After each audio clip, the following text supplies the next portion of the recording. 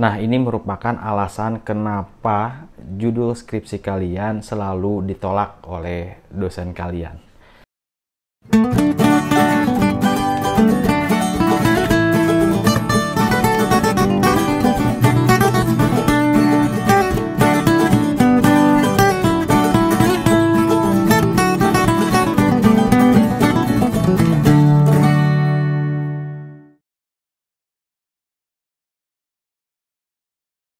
Assalamualaikum warahmatullahi wabarakatuh. Kembali lagi di channel Skripsi Bisa. Di video kali ini kita akan bahas mengenai seputar judul skripsi ya. Dan di sini saya akan jelaskan kenapa sih judul skripsi kalian sampai ditolak. Banyak ya yang konsultasi masuk di channel ini, ada yang judulnya ditolak berkali-kali, bahkan belasan kali ditolak oleh dosen pembimbing.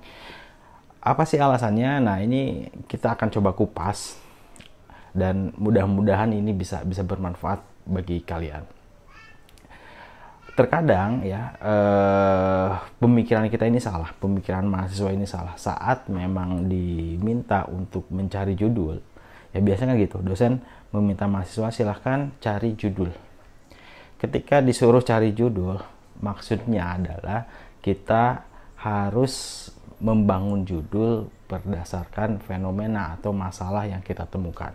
Bukan mencari judul, kemudian kita tuliskan judul, cari variabel, kita tuliskan variabel, dibangun judul, distorkan. Bukan seperti itu. Ya, maksudnya mencari judul adalah kita harus mengamati masalah, fenomena sekitar yang nanti berdasarkan masalah itu, berdasarkan fenomena itu kita buat sebuah judul. Jadi begitu ya kira-kira. Nah, ini salah dimengerti oleh mahasiswa. Jadi judul itu dibangun berdasarkan fenomena dan masalah. Maka dari itu saat mengajukan judul kita harus propose juga alasan mengapa judul itu diambil. Jadi bukan judul dulu nyari masalah. Kita cari masalah dulu, baru dari masalah itu buat sebuah judul. Nah, kalau misalnya kalian mencari judul dulu ya, mencari variabel-variabel, kemudian kalian buatkan judul lalu diajukan, ya jelas itu akan ditolak karena tidak ada alasan kuat mengapa kalian harus meneliti itu.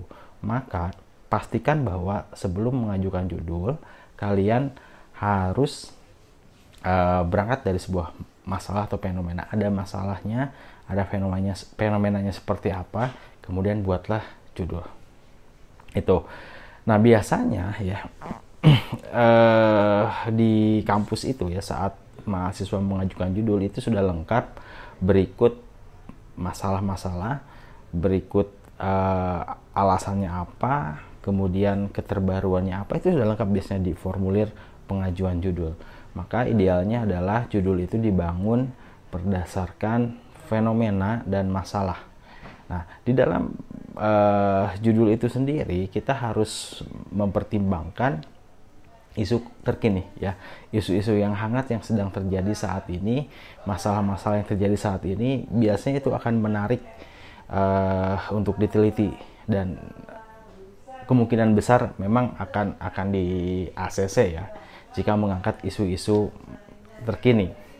Selain itu ya, hal yang kedua adalah kita harus mempertimbangkan apakah tema yang akan kita jadikan topik penelitian ini merupakan tema-tema yang sesuai dengan roadmap penelitian kampus. Nah, ada juga begini, misalnya penelitian atau roadmap penelitian di tahun ini adalah mengenai UMKM. Nah, kita harus ikuti dengan roadmap penelitian kampus. Telitilah mengenai UMKM. Seperti itu. Nah, kita juga harus melihat atau menanyakan lah minimal kepada dosen kita, sekarang ini arah penelitian kampus apa ya? Atau kita coba linearkan dengan penelitian dosen. Nah, itu biasanya akan cepat di ACC. Kadang gini, ada mahasiswa yang meneliti tentang topik A, padahal topik A ini tidak menjadi prioritas yang menjadikan topik penelitian di tahun ini, sehingga ya otomatis itu tertolak. Ya, maka kita harus tahu roadmap penelitian yang ada di kampus atau bahkan roadmap penelitian dosennya itu sendiri, sehingga itu kemungkinan besar diterimanya akan besar lah ya, kemungkinan akan diterima. Jadi seperti itu. Lalu kita harus juga banyak baca referensi untuk judul-judul terkait, sehingga kita bisa menemukan satu keterbaruan, bedanya dengan penelitian terdahulu apa, dan lain sebagainya. Itu harus banyak baca ya, harus banyak mengkaji literatur dari artikel-artikel penelitian terdahulu. Maka dari itu sebetulnya saat membuat atau mengajukan sebuah judul itu harus sudah mampu berpikir secara komprehensif mengenai fenomena, masalah, termasuk arah penelitian kampus ke dalam hal atau bidang apa gitu ya. Itu harus sudah terpikirkan oleh kita semua. Jadi bukan mentah ngajuin judul. Kita tulis judul, cari variabel lalu ajuin.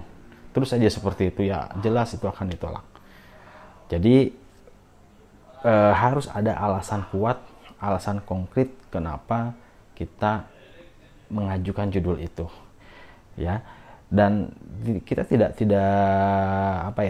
saya tidak menyarankan kalian untuk mengambil judul-judul atau topik-topik penelitian yang sudah terlalu banyak orang meneliti gitu ya. Itu pun tidak disarankan. Carilah yang unik ya, carilah yang unik. Ya itu aja, mudah-mudahan bermanfaat pembahasan di video kali ini. Semoga lancar dan lulus tepat waktu. Itu saja, terima kasih. Assalamualaikum warahmatullahi wabarakatuh.